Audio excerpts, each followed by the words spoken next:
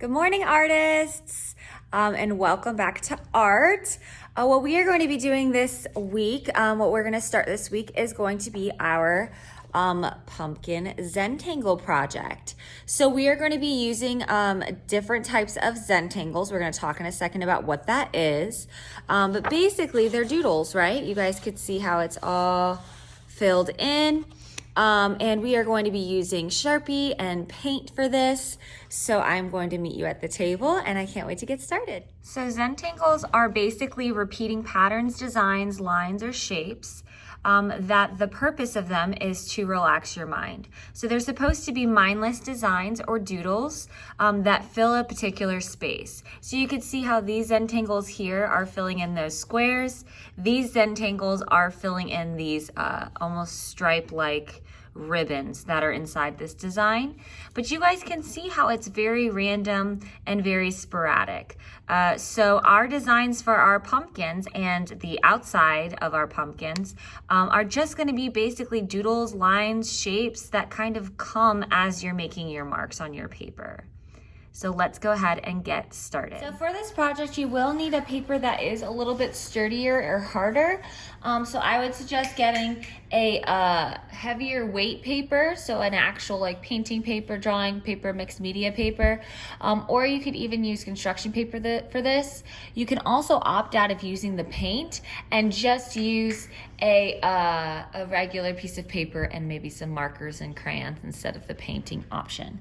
But we are going to be using paint for our Zentangle pumpkins. The paint that we're using is watercolors, so water-based paints. We're also going to be using a Sharpie and a pencil. So again, you can always trade out the paints for markers, crayons, colored pencils. So the first thing that we're going to do with our Zentangles is we are going to create our pumpkins that are sitting on a flat surface. So first thing that we're going to do is we're going to create the pumpkin. The pumpkin's going to look like it's floating in the middle of the paper. After we've created our pumpkins, we can create our surface that it is sitting on. So the first thing that we're going to do is you can make your pumpkin as large as you would like. You are going to start off with your pencil drawing a big oval in the middle of your paper. After you've drawn your oval, you're going to go to one side of your oval over here, and you're going to make a curved line that comes out of that oval and rejoins at the bottom. Next, you guessed it, we will be doing that same thing on the other side. So we are going to curve out and rejoin towards the bottom over here. Okay, and now at this point, you guys can start to get creative with how you want your pumpkins to look. I have some people, pumpkins are in all shapes and sizes. So that's what's so great about them is every pumpkin looks different. So you could, if you, for instance, my paper is have a little bit more room on this side than I do on this side. So I think I'm just gonna add one more curved line that comes around on this side, and then I think I'm going to be done. If you want to add another one over here, if you want your pumpkin to be smaller at the top and wider at the bottom, then go for it. After you've made your pumpkin as wide or as small as you would like, you're going to make your stem. So there's two different ways to make a stem. The first way is just to make a top of a rectangle that comes out. The second way is to make a curvy stem. So a curvy stem is going to make a curved line that comes out, another curved line that mirrors that, and a straight line at top. Okay, you can even make it loop around if you would like. Okay, but that is how we can make a stem. After you've made your stem, we are going to make our surface that our pumpkin is sitting on. So a trick is that when things are sitting on a surface, they never are actually sitting just on the edge like that. We never actually see things sit like that. Usually we see the surface behind, and something as large as a pumpkin wouldn't be on the very, very, very, very edge of a table. So what we're going to do is we're going to go about a quarter through our pumpkin. You're going to make a straight line, but we're going to stop where our pumpkin is and continue on the opposite side. So you guys could see now I have a straight line and a straight line that come on either side of my pumpkin about a quarter of the way through. So go ahead and do that. After you like the way your pumpkin looks, you like the way your table is, you can go ahead with your permanent marker. The reason that we're going to be using a permanent marker and not regular markers is because we're using paint. If you used a regular washable marker or a Crayola marker to outline your pumpkin, when you added the paint would bleed, and that would not be very pleasant. So you are going to go ahead and outline the work you've already done with your Sharpie.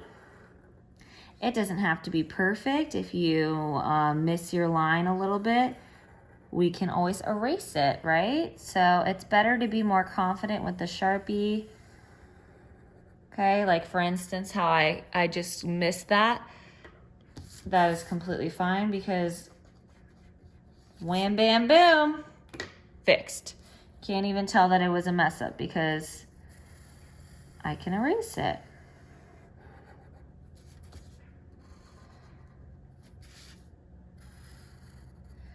Alrighty, now I have outlined my pumpkin, and I am going to start to work on my Zentangles. So as you guys saw from the example, Zentangles can be kind of whatever you want them to be. Basically, they are different lines and shapes and patterns that are shaded black and white, and they're used to relax the mind. So they're made to be continuous, they're made to be repeating, they're made to be kind of simple patterns that are repeated over and over again to the point that they look complicated. So Zentangles were originally created in order to relax the mind. So you shouldn't be stressed while you're thinking of new different designs and patterns to do.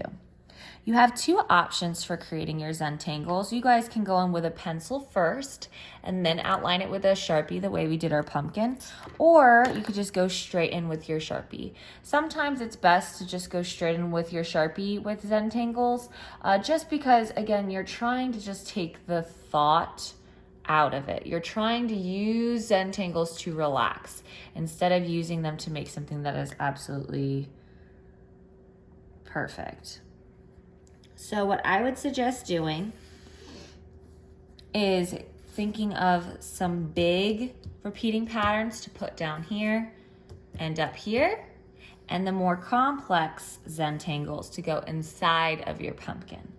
So for instance, if you would like to have repeating stars, maybe that's something that is simple that you could put out here, and then something simple to put down here would be nice. You might also want to make this line a little bit thicker, the tabletop line, just so you don't lose it when you're creating your other Zentangles. So as you're creating your designs and your patterns, I just did some random stuff down here. I made this look more like a table by just putting these lines here, but you basically just making straight lines that radiate from the center. So I made a straight line here, and then I start to curve them out as I go to either side, and then I just checkerboarded it every other one. But I just wanted to show you guys, as you're creating your Zentangle designs, the most important part again is that these are like doodles. So you're really not trying to make it look like anything in particular. So you just go ahead and start making some sort of pattern, and it'll end up turning into something that you might not think that it would turn into. And again, it might help to go over again your pumpkin and your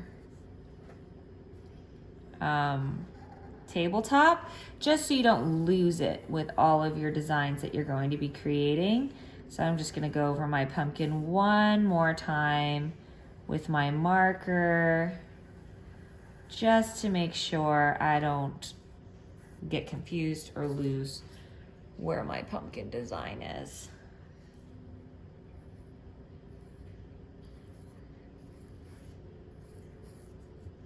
So as you can see, I'm just adding in randomness wherever I think I need it.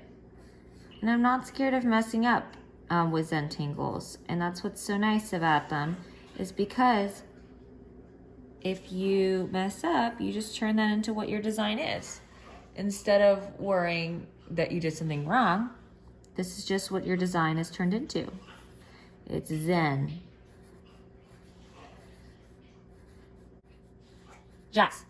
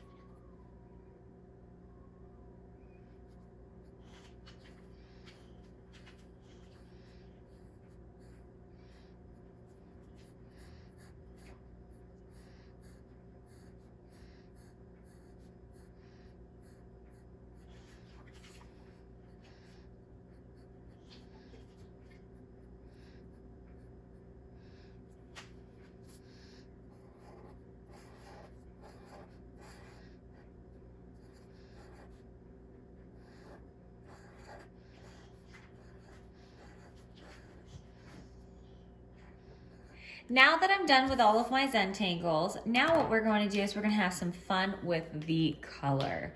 So we are going to have some fun with our paints now, and we're going to make this nice and colorful. What I would suggest doing is in your Zentangles, you probably have some patterns that are separate parts. You can continue that same pattern by making them separate colors, or you could just go ahead and go all in with different colors.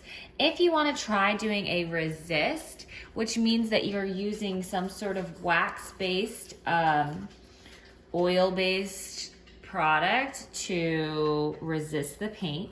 For instance, you can use crayons, which are wax-based, with our watercolor paint, because the crayons will resist the watercolor paint.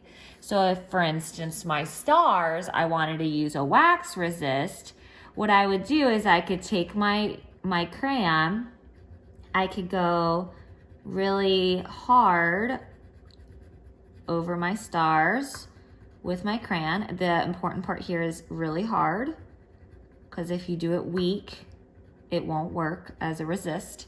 And then, as you can see, I went hard with the yellow there. I'm gonna take my brush, make sure it's saturated in water, a lot of water. It should drip on the table. And then whatever color I'm gonna use for my background, I don't know, pink maybe. Okay, so I'm gonna touch my paint with my water soaked brush, and then I'm gonna go ahead with my color back here. Need a little more water. Okay, and then it's a resist. So if I accidentally get some onto my star, it doesn't actually go there. It'll come right off. You see that? Because it's resisting the color because I have wax on it. So if you would like to use the resist method, you just need to go in with your crayon first, cover everything that you would like to resist, and then you will do your paint. And you're gonna cover this whole thing with paint, whatever color you want, multiple colors. This can be a very colorful pumpkin. However you would like this to look is how it will turn out. And you guys can see how, as I'm painting, with the water paints, we have to be careful because they want to bleed into each other. The water paint will want to go anywhere that is wet. So we have to have a drying time taken into account when we're working on this. Do you guys see how I'm painting these little every others? I'm gonna paint these first, let my paper dry, and I painted my whole background, and I'm gonna let that dry before I paint anything that is gonna be close. So I will wait to paint my pumpkin, I will wait to paint these blank spaces, because if I try to paint it while it's wet, any color that I put here will bleed into my blue, or will bleed into my pink, or vice versa. The pink will bleed into my pumpkin. So you have to just take into account drying time, that you can't paint the whole thing in one day. You can't have colors that are gonna be next to each other and still be wet. You have to wait until one dries and then go in with the second color. Alrighty, well, I cannot wait to see the images of this project. Please, please, please, please, please send them to me via Dojo message or Schoology message. That way I can keep track to see who is actually able to do these projects and how you guys like these projects. And I can't wait to see your final result. Have so much fun, guys. Make sure you time this project out based on the class periods. This project is a 2 to 3 class period project. For most of my students, this is going to take the full 3 class periods. So make sure that you are timing yourself and spacing this project out so you don't finish too early. If you do finish early and you just get really into it and you knock it all out, then I would say feel free to do an even bigger one and maybe do something where it's different than a pumpkin in the center. Maybe you do a basketball or a dragon or anything that suits your fancy. Alrighty, have fun, and I'll see y'all soon.